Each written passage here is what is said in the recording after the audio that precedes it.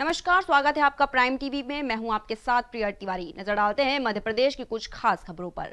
ग्वालियर में कांग्रेस पार्टी द्वारा किसान आंदोलन के समर्थन में प्रदर्शन के दूसरे दिन ट्रैक्टर रैली निकाली गई, जिसमें कांग्रेस सेवादन की महिलाओं सहित जिला अध्यक्ष भी शामिल हुए। कांग्रेस जिला अध्यक्ष ने कार्यकर्ताओं को संबोधित करते हुए कहा कि जब तक सरकार किसानों की परेशानी को हल नहीं कर देती है, तब तक सरकार के खिलाफ हमारा प्रदर्शन जारी रहेगा। इसके अलावा रैली में कार्यकर्ताओं से ज्यादा ट्रैक्टर ट्रॉली की संख्या दिखाई दी।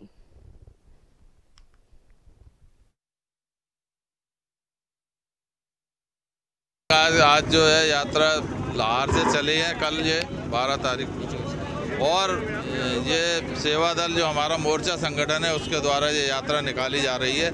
ये यात्रा पूरे संभाग में घूम के 20 तारीख को मुरैना में इसका समापन होगा। ये यात्रा किसानों के समर्थन में, किसान आंदोलन में जो लोग लगे हुए हैं उनके समर्थन में निकाली है। मोदी जी और केंद्र सरकार को ये मैसेज देना चाहते हैं कि जब महिला रोड पे आती है और हल जोतती है तो मतलब अच्छी सरकारें हिल जाती हैं। होश में आओ, आपको अभी भी ये सेंस नहीं आ रहा है। 50 दिनों से किसान बॉर्डर पे बैठा हुआ और अभी तक आप सो रहे हैं। किसानों के लिए जो आपने काले कानून बनाए हैं वो रद्द करें, अभी कोई लड़ाई अभी और आगे आप और उग्र। ग्वालियर में कृषि कानून के विरोध में कांग्रेस के कार्यकर्ताओं ने धरना प्रदर्शन किया। कांग्रेस के लोगों ने इस विरोध प्रदर्शन में हंगामा करते हुए कहा गया कि कुछ विधायक अपनी ताकत का इस्तेमाल करते हुए दबदबा बनाने की कोशिश कर रहे हैं और कांग्रेस के कुछ लोग बीजेपी के निशाने पर हैं। कहा यह भी गया कि चुनाव के दौरान भी सिंधिया के खिलाफ जमकर नारेबाजी की गई है। देखिए, आज ये जो हेमू कलानी चौक पे जो धरना दिया गया, इसका मुख्य कारण ये है कि केंद्र सरकार जो तानाशाही का परिचय दे रही है और अन्नदाता के खिलाफ, इस देश के किसानों के खिलाफ जिस प्रकार का काला कानून लागू करने की तैयारी है, उसके विरोध में धरना दिया गया है और हम सब पूरे देश में कांग्रेस परिवार किसानों के साथ खड़ा हुआ है। दिल्ली सहित देश के कई राज्यों में कोरोना वैक्सीन की पहली खेप पहुंच रही है। कुछ राज्यों में वैक्सीन के पहुंचने के बाद डोज को किस तरह से लोगों को देना है, इस पर भी प्लानिंग शुरू हो गई है। भोपाल, इंदौर, ग्वालियर सहित कई जगहों पर वैक्सीन को भेजा जा रहा है। बता दें कि पहले चरण में 16 से 23 जनवरी तक वैक्सीनेशन का काम चलेगा और राज्य में 302 टीकाकरण केंद्र बनाए गए हैं। इसी के साथ प्रदेश के गृह मंत्री नरोत्तम मिश्रा ने भी कोरोना वैक्सीन पर जानकारी दी है। इटली में बैठकर उनका ट्वीट जो किया मैंने भी पढ़ा। दरअसल वो किसी संवैधानिक पद पर तो वैसे नहीं है, लेकिन उनके पक्ष में जब भी फैसला नहीं आता तो न्यायपालिका पर वो अप्रत्यक्ष रूप से उंगली उठाते हैं। जब उनके पक्ष में जनादेश नहीं आता तो ईवीएम पे उंगली को अप्रत्यक्ष रूप से उठाते हैं। सेना अगर पाकिस्तान में घुस जाए तो वो सेना पे उंगली उठाते ही। जब वैक्सीन पे उंगली उठा दी कोरोना की तो और क्या उम्मीद कर सकते हैं। पूरे प्रदेश में 5,06,000 डोज पहुंचे हैं और संभागवार हमने वितरण करने की व्यवस्था बनाई है। भोपाल संभाग में जो 8 जिले हैं उसके लिए 94,000 डोज प्राप्त हुए थे। आपने देखा कि हम लोग यहाँ पे हवाई जहाज में खड़े हुए हैं। यहाँ से हमने रीजनल स्टोर किलोल पार्क भोपाल के स्टोर में पहुँचा है। वहाँ समस्त गाड़ियाँ वैक्सीन वैन हमारे जिलों की आ चुकी हैं और उसके माध्यम से आज शाम और रात तक हमारे सभी जिला स्टोर में भोपाल में मंत्री पद न मिलने से हताश नेता डॉक्टर अजय विश्नोई ने भाजपा कार्यालय में अपना दर्द बयां किया है। मंत्रिमंडल के विस्तार को लेकर नेता अजय विश्नोई ने ट्वीट करते हुए कहा कि मंत्रिमंडल में महाकौशल और बघेलखंड की अनदेखी की गई है। इसी के साथ नेता अजय विश्नोई चाहते हैं कि क्षेत्र का विकास हो और आम लोग की परेशानी दूर की जाए। देखिए, अब कोई नाराजगी नहीं है। अब तो मैं तथ्यात्मक बात कर रहा हूँ। अब मैं बहुत अच्छे से जानता हूँ कि मंत्री पद का कोई विस्तार नहीं होने वाला है, न कोई नया मंत्री बनने जा रहा है। आवश्यकता अब इस बात की है कि जो क्षेत्रीय असंतुलन हो गया है, उस क्षेत्रीय असंतुलन को साधने की दिशा में सरकार और संगठन प्रयास करे। अब मैं सिर्फ उस दिशा में प्रयत्नशील हूँ कि संगठनों में राजनीतिक उपेक्षा भले हो गई हो, पर उनकी भौतिक उपेक्षा ना होने पाए। भौतिक उनका जो विकास है, वो विकास कहीं इसके कारण अवरुद्ध ना होने पाए, उसकी चिंता करना चाहिए। इसलिए मैंने सीधा प्रस्ताव दिया है कि माननीय मुख्यमंत्री जी स्वयं जबलपुर और रीवा का प्रभार ले लें, ताकि इस प्रकार की कोई भौतिक। प्रदेश के गृह मंत्री नरोत्तम मिश्रा शहीदों को याद करते हुए उन्हें श्रद्धांजलि देने के लिए शौर्य स्मारक पहुंचे। यहां उन्होंने सैनिकों के परिवार से मुलाकात की। इसी के साथ मुरैना जहरीली शराब कांड को लेकर भी गृह मंत्री नरोत्तम मिश्रा ने बातें कही। चलिए आपको भी सुनाते हैं प्रदेश के गृह मंत्री का बयान। पर उन्होंने जो किया है उसको कभी भुलाया नहीं जा सकता। याद करने का भी दिन होता है। अपने यहाँ कहा गया है कि पूजे नहीं गए वीर तो वो पंथ कौन अपनाएगा, तोपों के मुंह से कौन अकड़ अपनी छातियां लगाएगा, पूजेगा फंदे कौन, गोलियां कौन बख्श पे खाएगा, और धरती को माँ कहकर माटी माथे से कौन लगाएगा। उनको पूजने का दिन था, उनको नमन का दिन था। राज्य सरकार भी अनेक विषयों में इस तरह के कार्यक्रम करती है, केंद्र सरकार भी करती है। आज उनको नमन। राष्ट्रीय युवा दिवस के मौके पर एक परेशान किसान बीजेपी कार्यालय पहुंचा। फसल में आग लगने के कारण किसान की पूरी फसल बर्बाद हो गई, जिससे परेशान किसान मुआवजे के लिए कार्यालय पहुंचा था। वहीं डींग मारते वाली शिवराज सरकार की तरफ से कोई भी मुआवजा नहीं दिया गया है। किसान का दावा है कि उसने किसान फसल बीमा योजना भी करा रखा है, उसके बावजूद भी अभी तक कोई मुआवजा नहीं दिया गया है, जिससे परेशान किसान कई समय से दर दर भटक रहा है। इसकी सूचना उसने कृषि मंत्री कमल पटेल को खुद अपनी आपबीती बताई, लेकिन कमल पटेल ने उसको सुनने से इनकार कर दिया। किसान अपनी चप्पलें घिस घिस कर इतना परेशान हो चुका है कि उसकी उम्मीद भी टूट गई है। बीजेपी कार्यालय पहले आया था, जो कि अपनी सरकार दिए जब लट गए थे, कमलनाथ की सरकार थी। अब सरकार तो अपनी है ना, मैं 24 घंटा मेरी 90 साल की मम्मी वोट डालती है, जिसको मुआवजा नहीं, हरदम वो लखुआ मार गया, बाप मर गया 13 दिन में चने चने करते हुए। राजू शर्मा टाइप के लाखों किसान मध्य प्रदेश में परेशान हो रहे हैं, उनको कोई राहत नहीं। मध्य प्रदेश में किसान का बेटा शिवराज सिंह चौहान मुख्यमंत्री है। मध्य प्रदेश सरकार हर किसान को, अन्नदाता को अपना भगवान मानती है। मुझे नहीं लगता कि मध्य प्रदेश में कोई भी किसान परेशान है। कांग्रेस जिस तरह से आरोप लगाती है, कांग्रेस अपनी गरेबा में झांक कर देखे किस तरह कर्ज माफी के नाम पर मध्य प्रदेश में सरकार बनाने वाले कांग्रेस पार्टी और किस तरह से किसान को ठगा। इस खबर पर ज्यादा जानकारी के साथ हमारे साथ फोन लाइन पर जुड़ रहे हैं धर्मेंद्र वर्मा। धर्मेंद्र जी, क्या है कुछ पूरा मामला इस खबर को लेकर? देखिए, कल जब पूरा विश्व, भारत देश और समेत पूरा विश्व जब विवेकानंद जयंती मना रहा था, ऐसे में मध्य प्रदेश के भाजपा कार्यालय में भी विवेकानंद जयंती के मौके पर धूमधाम से समारोह आयोजित किया गया था। ऐसे में वहां पर एक गरीब किसान पहुंचा, जो हाथ में एक चने की थैली लिए हुए था और रो रो कर गुहार लगा रहा था, सबके सामने भटक रहा था, हाथ जोड़ रहा था कि उसे कोई मुआवजा दिलवा दे। लेकिन जैसे ही भाजपा के लोगों की नजर उस पर पड़ी, वो उसको पकड़कर आनंद फानंद में तुरंत खींचकर अंदर ले गए और थोड़ी देर के लिए अंदर उसे बंद कर दिया। जब ये घटना मीडिया ने देखी और बीच में हस्तक्षेप किया, तब उसको छोड़ा गया और किसान निकलकर बाहर आया। जब बाहर आया, उससे पूछा गया तो उसने अपनी आप बीती सुनाई कि उसकी फसल पूरी तरह चौपट हो गई है, वो दाने दाने को मोहताज है, और उसने कमलनाथ सरकार के समय गुहार लगाई थी। कमलनाथ सरकार में सुनवाई नहीं हुई। उसके बाद वो भारतीय जनता पार्टी की शरण में गया।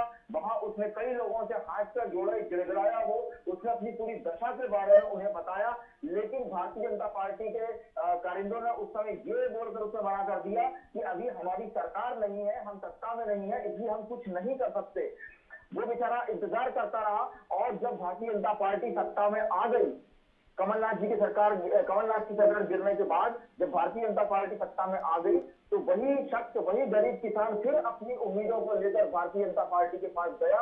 लेकिन जब वो कृषि मंत्री कमल पटेल के दरवाजे पर पहुंचा, तो उसकी बात सुनना तो दूर, उन्होंने उसे अंदर घुसने तक की इजाजत नहीं दी, जबकि वो बार बार अपनी एक ही बात सामने रख रहा था कि मुझे कुछ मुआवजा दिलवा दीजिए, मेरे पास फसल बीमा योजना का भी सब जो भी दस्तावेज है पूरे मौजूद है, मेरी फसल चौपट हुई है, मेरा चना जो खराब हुआ है वो भी कोई नहीं ले रहा है, मेरे घर में दाने दाने को हम सब मोहताज है, लेकिन इसके बावजूद कृषि मंत्री कमल पटेल ने उसकी बात नहीं सुनी। इतना बड़ा सदमा, इतनी गरीबी उस किसान ने झेली, उसका ये कहना है कि यही एक बड़ा कारण था कि उसके वृद्ध पिता, जिनकी उम्र करीब 90 साल के आसपास बताई जा रही थी, वो इसी सदमे में उनको दिल का दौरा पड़ा, उनका निधन हो गया और उनकी जो माताजी है उसी शौक में उनको लकवा अटैक हो गया। बावजूद इसके भारतीय जनता पार्टी के लोगों के कानों में जू नहीं रहेगी और उन्होंने इसकी तरफ ध्यान नहीं दिया। अब ये गरीब किसान दर दर की ठोकरें खा रहा है, लोगों के हाथ पैर जोड़ रहा है और केवल दया की भीख मांग रहा है कि कोई हो वो शख्स जो इसका मुआवजा दिला दे ताकि इनका भरण पोषण हो सके, दोबारा खेती कर सके। लेकिन बावजूद इसके जनता पार्टी के एक भी नुमाइंदे का दिल नहीं पसीजा और इसकी तरफ ध्यान नहीं दिया, उल्टा जब इस समारोह के बीच में पहुंचा तो इसे उठाकर अंदर बंद कर दिया। जी धर्मेंद्र जी, जिस तरह से सरकार किसानों को लेकर बड़े बड़े दावे कर रही है, लेकिन उसके बाद भी किसान को मुआवजा तक नहीं मिल पा रहा है, इसको लेकर आप क्या कहेंगे? देखिए, ये जो बड़े बड़े दावे वादे किए जाते हैं, शिवराज सिंह चौहान स्वयं किसान पुत्र हैं और जिस तरह से वो कहता है कि मैं किसान पुत्र हूं और किसानों का दर्द बहुत बेहतर समझता हूं, तो उसको अमली जामा आखिर कब पहनाया जाएगा? दूसरी तरफ कमलनाथ की सरकार में कमलनाथ ने कहा था कि मैंने कभी का करोड़ों रुपए का कर्ज किसानों का माफ कर दिया है, लेकिन आज वह भी धरातल पर है, वहां भी सब जमीनी इस तरफ सबकी हालत जीरो है। शिवराज सिंह चौहान की बात करें तो वो हमेशा से कहते हैं कि हम किसानों की सरकार है और आज एक ताजा उदाहरण देखने के लिए फिर सामने मिल रहा है कि किसान आंदोलन कर रहे हैं, कानून को लेकर वो अपनी मांगे कर रहे हैं, प्रदर्शन कर रहे हैं, लेकिन जब उस किसान की बात सामने आई और शिवराज सिंह चौहान से भी मंत्री ने कमल पटेल उनके दरवाजे पर जब ये किसान गया न्याय की गुहार लगाने के लिए, आपको रोकना चाहेंगे इसी खबर पर हमारे साथ इस खबर को लेकर जुड़ गए भाजपा नेता राकेश जी।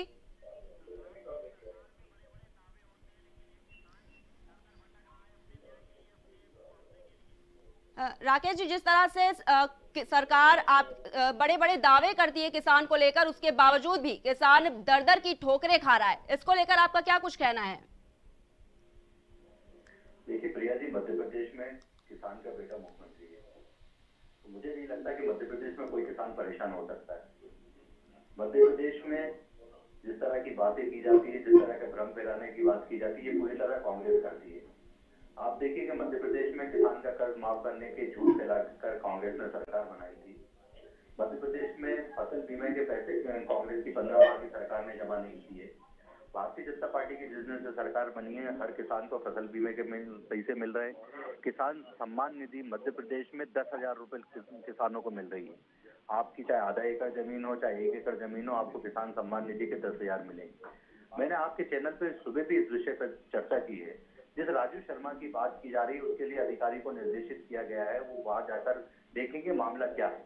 मुझे नहीं लगता कि मध्य प्रदेश में कोई किसान परेशान हो सकता है, क्योंकि जिस तरह से मध्य प्रदेश की सरकार लगातार किसानों की चिंता कर रही है। आप देखिए, हम 0% पे किसान को लोन दे रहे हैं। उसकी बेटी की शादी के लिए 25,000 रुपए का फंड मध्य प्रदेश सरकार दे रही है गरीब किसान की बेटी के लिए। तो हर तरह की योजनाएं किसानों के लिए चल रही है। पूरे देश में कहीं अगर किसान को बिजली पूरी तरह से मिल रही तो वो मध्य प्रदेश है। जहाँ रात में किसान परेशान होता था देर रात तक, अब हम तो दिन में 10-15 घंटे बिजली दे रहे हैं। लेकिन राकेश जी, ये सब तो सिर्फ दावे हैं, जो जमीनी हकीकत है वो तो कुछ और ही बयां कर रही है। आप दिल्ली से यहाँ आइए, मैं आपको गाड़ी उपलब्ध कराऊंगा, कैमरामैन को लेके आइए और जिस गाँव में चलने की बात करेगा मैं बिल्कुल। लेकिन राकेश जी, सबसे बड़ी बात तो ये है कि किसान जो दावा कर रहा है कि उसने किसान फसल को लेकर बीमा योजना भी करा रखी थी, उसके बावजूद भी वो दर दर भटक रहा है और उसको मुआवजा तक नहीं मिल पा रहा है। प्रिया जी, संभव ही नहीं है। फिर भी मामले को दिलवाने के लिए अधिकारी को निर्देशित किया गया है। मामला दिलवाया जाएगा और हर किसान, और हम तो किसान को अन्नदाता मानते हैं, अपना भगवान मानते हैं। कोई भक्त ऐसा होगा जो अपने भगवान को, लेकिन अगर ऐसा ही चलता रहा तो कोई भी किसान का भी सरकार से शायद भरोसा उठ जाए। कांग्रेस से भरोसा उठ गया, इसलिए कांग्रेस की सरकार चली गई। हम पे विश्वास है। लेकिन आपकी सरकार ने क्या किया राकेश जी? हमारी सरकार जो कर रही है ना, 100 वर्ष में कांग्रेस नहीं कर पाएगी और आने वाले 1000 वर्ष में नहीं कर पाएगी। आपके कार्यकर्ताओं ने तो उसको कमरे में जाकर बंद कर दिया। आपके कार्यकर्ताओं ने तो उसको कमरे में जाकर बंद कर दिया। इस पर आपका क्या कुछ कहना है? आपके पास जो फुटेज है वो हमारे जो हमारा कार्यालय का आंगन है, जो हमारा मंदिर है, भारतीय जनता पार्टी का मंदिर, उस आंगन में आराम से कुर्सी पे बैठा हुआ है, उसको चाय नाश्ता कराया जा रहा है किसान को। अब इसको आप कह रहे हैं कमरे में बंद कर दिया। इस तरह की बात तो मुझे परे लगती है। आप अभी समय देख लीजिए, यहाँ किसी को भेज दीजिए, यहाँ अभी चाय नाश्ता मिलेगा बीजेपी कार्यालय में। बिल्कुल बिल्कुल। चलिए, बहुत बहुत धन्यवाद आपका हमारे साथ जुड़ने के लिए।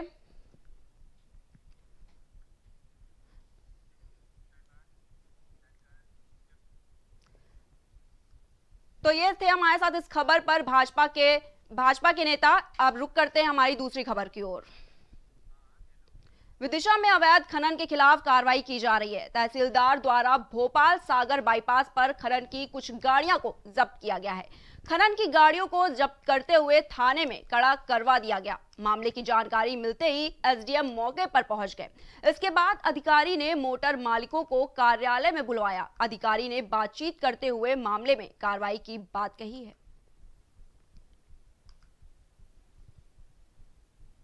किया गया हमारे तहसीलदार द्वारा, सरोजनी विश्वविद्यालय द्वारा। तो उनके पास जो रॉयल्टी थी वो रॉयल्टी उस समय तक विधिक नहीं बची थी, उसका समय समाप्त हो चुका था। और दूसरा, उनका जो डेस्टिनेशन था वो कुछ और था, और वो यहाँ उसको खड़ा करके और व्यापार करने के लिए कुछ कर रहे थे, तो जो सही नहीं था। उनको अपने डेस्टिनेशन पर पहुँचना चाहिए था।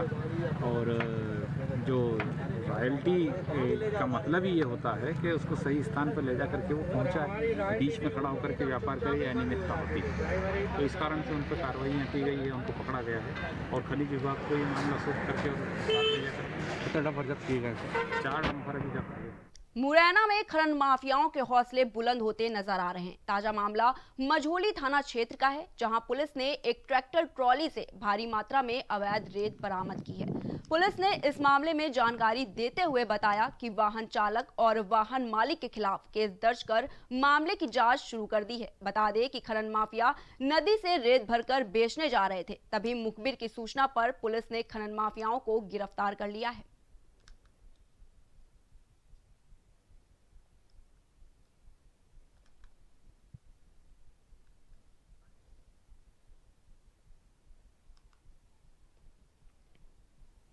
भोपाल में आगामी राष्ट्र पर्व गणतंत्र दिवस के मौके पर सुरक्षा व्यवस्था को देखते हुए चेकिंग अभियान चलाया गया। थाना प्रभारी व स्टाफ द्वारा विभिन्न स्थानों पर नाकाबंदी कर संदिग्धों एवं वाहनों की वीडीपी पोर्टल के माध्यम से चेकिंग की जा रही है। इसी साथ पैदल भ्रमण के दौरान आमजन और व्यापारियों से सुरक्षा व्यवस्था को लेकर चर्चा की जा रही है।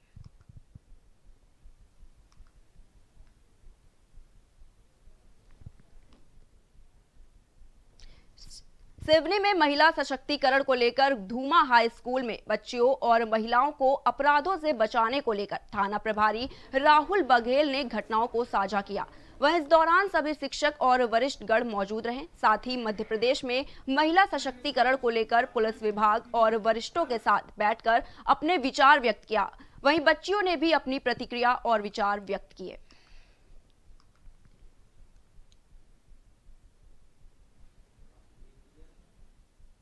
भारत सरकार के पेट्रोलियम मंत्रालय के प्रोजेक्ट के तहत अडानी ग्रुप ने अनूपपुर में घरेलू गैस पाइपलाइन बिछाने का काम शुरू किया है।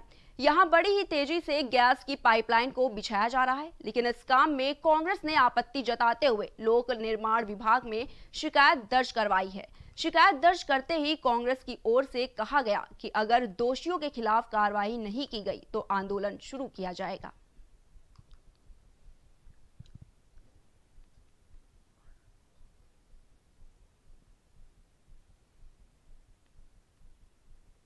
ये जो ROW है, ROW के बाहर इनको काम करना है और ये लोग ROW के अंदर काम कर रहे हैं, यही आपत्ति है। क्या होता है ROW? सामान्य भाषा में अगर अपन जनता को बताना चाहें, जनता को ये अगर समझाना चाहें तो उसमें ये कि ये रोड जो है, उस रोड पर कोई भी निर्माण काम नहीं होगा। जो ROW होता है, हर रोड का अलग अलग होता है। NH का अलग होगा, स्टेट हाईवे का अलग होगा, विलेज रोड का अलग होगा। इस रोड में जहाँ बैठे हैं उसका क्या होता है? सेंटर ये 15 मीटर है। 15 मीटर के बाहर करना है। हाँ, 12। अभी ये जो पाइपलाइन डाल रहे हैं वो कितने मीटर पे डाल रहे हैं? ये 7-8 मीटर पे डाल रहे हैं। मिशन तो दिया है सर, क्या पाइपलाइन डालने का। कहाँ पे डालने का? ROW से 15 मिनट बाहर। क्या ROW से 15 मीटर है जहाँ आप पाइपलाइन डाल रहे हैं? 15 मीटर के बाहर 15 मीटर में तो एंक्रोचमेंट है सर। हैं? एंक्रोचमेंट है तो आप रोड पे डाल देंगे। ये तो नहीं, रोड से तो नहीं है। ये तो ROW में डाल रहे हैं ना आप ROW में डाल रहे हैं ना, तो ROW में आप काम क्यों कर रहे हैं?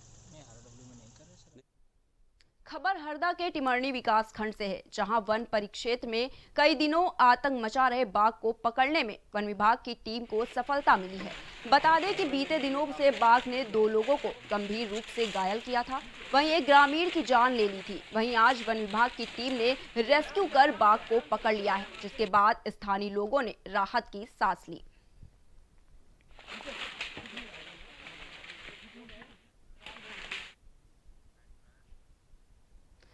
फिलहाल के लिए बस इतना ही। देश दुनिया की तमाम बड़ी खबरों को देखने के लिए देखते रहिए प्राइम टीवी।